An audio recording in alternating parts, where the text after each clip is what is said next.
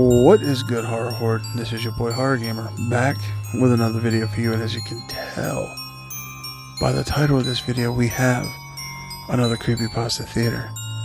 And on tonight's Creepypasta Theater, we dive back into the world of horror games to explore truly terrifying and unnerving creepypasta based around your boy Horror Gamer's one all-time favorite horror games. In this episode of Creepypasta Theater, we explore Crimson Butterfly. I'm always waiting for that strange paranormal thing to happen to me because I just don't believe in that kind of stuff. It sounded so far-fetched, but I wanted to believe. My friends and I are horror fanatics, even after the strange things that happened to us 8 years ago. We were 14, loved watching scary movies and playing scary video games. One of my friends, Angela, had a favorite game called Fatal Frame. She had played it some time ago, but it was a rented copy, so she couldn't show it to us. However, we went over to Blockbuster, and tried to find the game. They didn't have it, but they did have Fatal Frame 2 Crimson Butterfly. Angela and I were immediately attracted to its beautiful cover, creepy and dark, two identical girls with long black hair and a red rope tied to their kimonos, linking them together. There were candles and red butterflies in the background, and the image was bordered with what looked like red paint strokes. We rented it, very excited to play. I was staying with Angela because my parents went on vacation to France for 4 weeks. We invited our friend Sarah over to spend the night. Sarah was also excited to see the game, even though she was not as brave as us, for the lack of a better word. It was pretty late at night, for it was summer and we didn't care about sleeping in late in the mornings. As I popped the game disc into our Xbox, Angela read the back of the case and laughed. "What?" I asked, and she showed me the back of the case.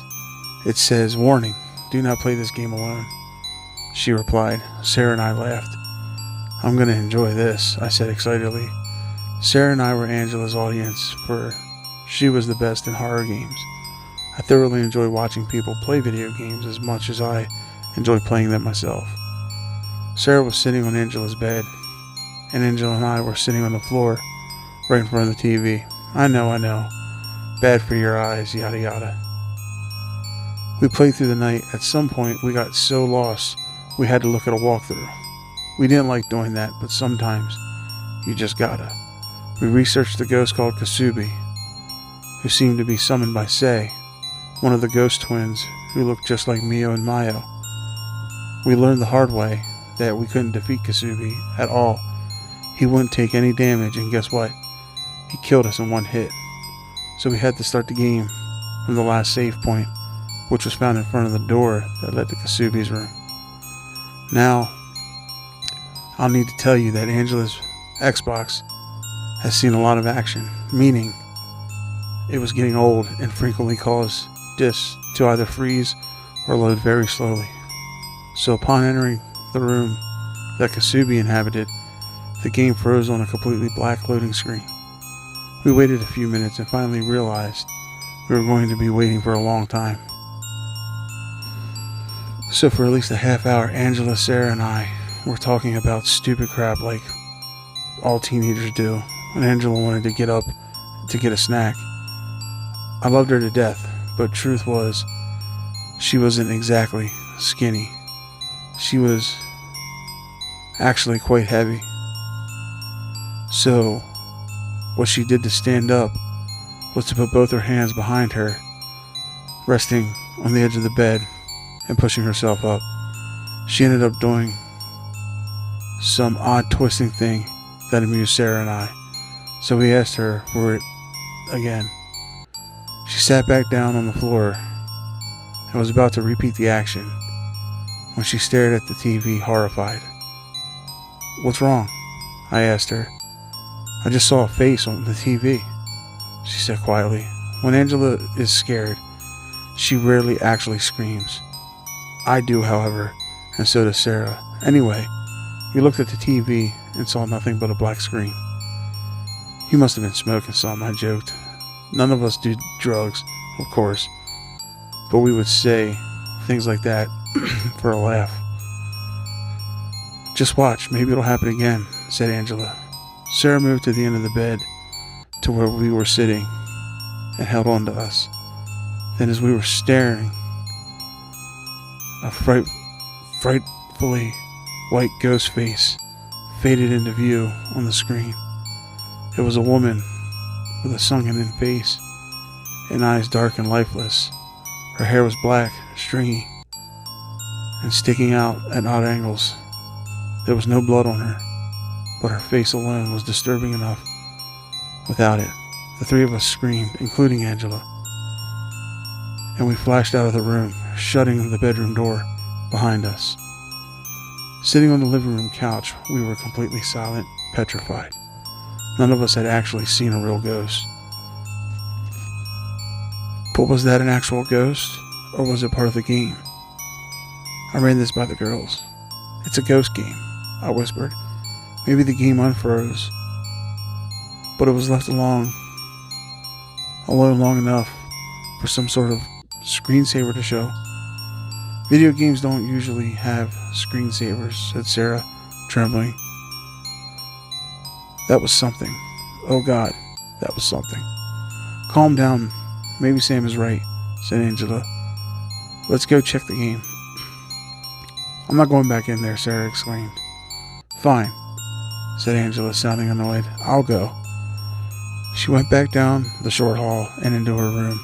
After a few seconds, she called out, "It's okay, the game unfroze." Sarah and I slowly entered the room, looking at the screen. Miyu and Mayu were standing next to the red lantern, which was the save point. I exhaled softly.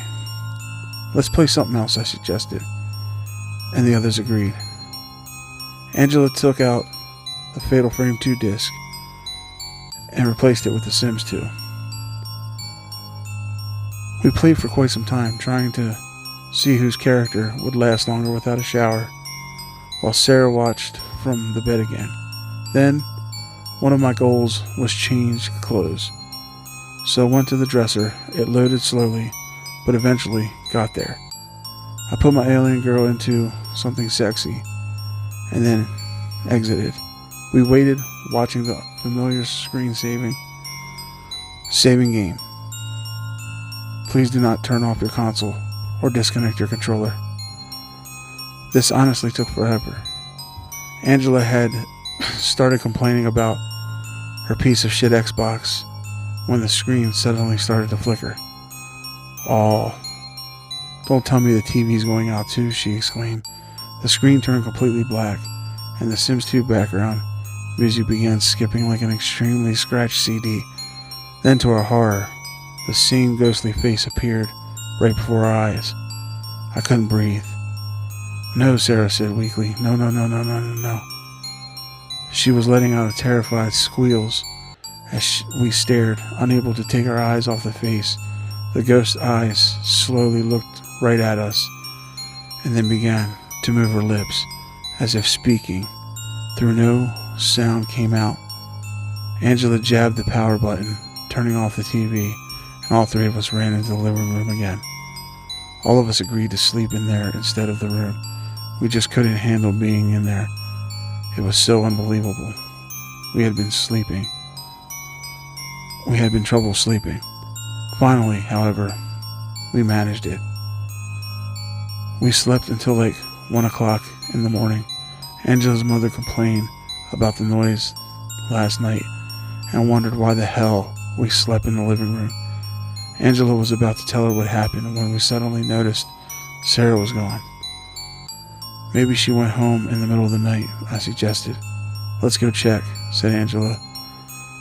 We got properly dressed, left the house, and made our way down the road. Sarah didn't live too far away. We knocked on the door and her mom answered. "Is Sarah here?" I asked.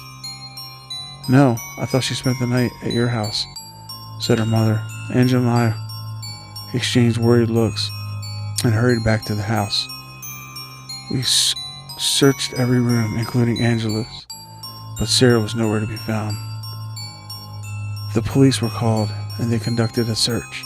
Angela and I spent a few days trying to get a hold of our other friends to check and see if they'd seen her, but no one had. Her mother was a wreck, but the police assured her they'd find Sarah. Should we tell them what happened? I asked. Sam, do you really think they'd believe that we saw a ghost? She said angrily. I don't know what we should do, okay? What the hell happened? Why did the ghost show up? Maybe it was the game, I said softly. A haunted horror game? How often do you hear about those? Usually it's a completely innocent game like Majora's Mask or Sonic the Hedgehog. I can't think of anything else it could be. Let's go see if the other copies at Blockbuster have the same warning on the back cover, said Angela. We took the game with us so that we could return it. After dropping it into the return slot, we went over to check the other copies. Each one said, warning, do not play this game alone. Well, that's not it, I said. Did we just get a haunted copy or something? I don't know, said Angela, but it appeared when playing The Sims, so it must have transferred onto my Xbox. That bitch. What do we do? I asked timidly. We could go around the internet and see if anyone has seen her too, Angela replied. Returning to her house, we immediately hopped on her computer and feverishly searched Fatal Frame forums for any hint of a haunted copy. We found absolutely nothing. We needed to create an account in one of the forums and post a new thread. My friends and I recently rented Fatal Frame 2 for the Xbox, and something really strange happened. My crappy Xbox froze, and after a while, we saw a ghost woman on the screen. We thought it was part of the game, but then we were playing The Sims 2, and she showed up again. Now our friend is missing, and we don't know what to do. Has anyone else experienced this? How's that? Said Angela after she finished writing the post. Sounds good, but I fixed all the spellings and punctuation errors in the post and submitted it. We actually sat there and refreshed it every 10 minutes, but only got replies saying, "You're BSing," or "It's a fucking ghost game." It wasn't until a week later we finally got a response. Sarah was still missing, and she was put on Amber Alert. We checked the forum again and saw a response from someone called Anonymous, and they had no icon. Hello.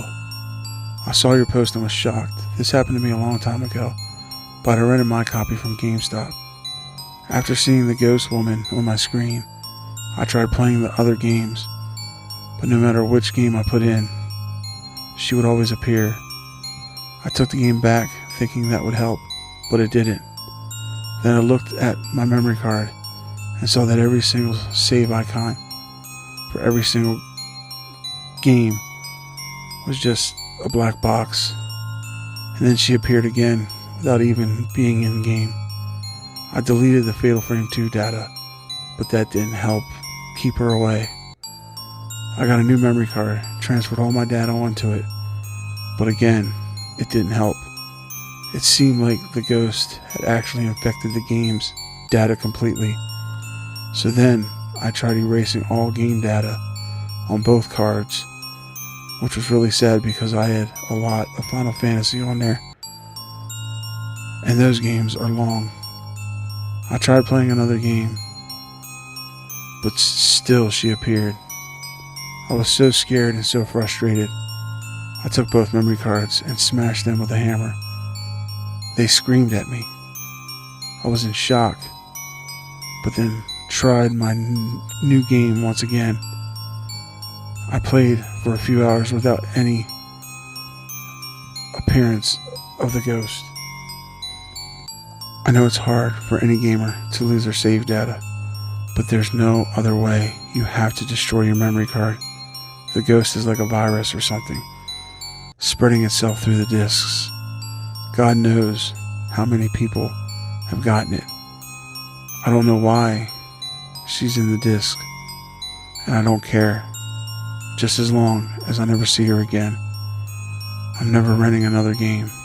I'll just buy it if I want to play it. So bad. Sincerely, a friend. Angela and I stared at the repost, which had also received many rude comments. Then we went into her room, turned on the Xbox, and checked her memory card. Just as Anonymous said, every icon for the saved game data was a jet black three-dimensional cube spinning slowly in their places. Just then, the ghost woman faded onto the screen, causing it to flicker with static. "What do you want?" I asked the face, scared to the point that I started crying.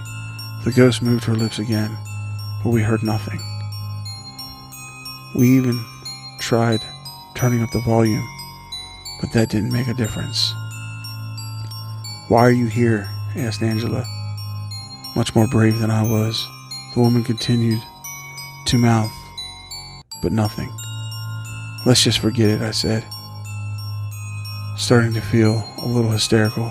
"Let's just destroy the damn card." Angela turned off the console and ripped the memory card out.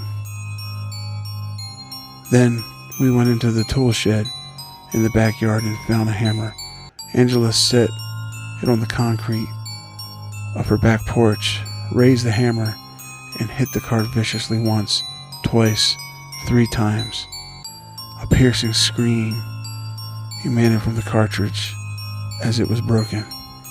"I think," said Angela, shaking and taking shudders of breaths, "I think that will do it." "What's that?" I gasped, seeing a piece of the memory card that appeared to have scratches on it. It was the circuit that allowed the card to hold the data. We found all the pieces of it and fit them together like a puzzle, and was astounded at what we found. Anonymous was the word scratched into the surface of the circuit. Was the ghost the one who replied to the thread we made? Why would she tell us how to destroy her? "Sam, look," said Angela suddenly. She was pointing to the S written on it, and in very tiny letters was the name Sarah scratched into it. "She took Sarah," I whispered. "Why?" Angela asked. "And was it the ghost who responded to us, or was it Sarah?" We went back inside and got onto the computer viewing our posts. Anonymous reply was no longer there, and the entire thread had been locked. We searched Google for the mysterious username, but got absolutely nothing. I'm sorry to say that we never found out who the ghost was, who Anonymous was, or where Sarah went. Like I said before, this really happened to us, and we never touched a rental game ever again. Even to this day, we try searching for the username, but we can never find it. Maybe you guys have seen it before. And every day, I wonder who's rented that disc. I wonder if they figured out how to destroy it, and what would happen if they didn't. What was the ghost woman trying to tell us? We never found out either. We never found a name or anything. Why was she in Fatal Frame and not anything else? How did she die? What was her connection to the game? Angela ran an idea by me. She said that the first Fatal Frame was based on a true story. She said, what if the second had some truth to it too? What if that ghost was really in that village long ago? But what would she haunt that specific copy? I asked. Maybe she can only be in one disc. So she gets into the memory card, she suggested. I don't know. I don't know what goes on in a ghost's head. With that, we stopped discussing the matter. I wanted to just forget about it, but I couldn't. About a year and a half ago, Angela started doing drugs and became a whole different person, lying and using me and her other old friends. So I ditched her. I hate druggies with a passion. I have no idea what happened to her, but every now and then I see her mom come into my work. I've never asked about her. Without her around, my mind involuntarily started remembering the events that had taken place 8 years ago. And that's why I'm writing this. You may not believe me. You may refuse to believe me. But I want to warn you to be careful when running a game, especially Fatal Frame 2.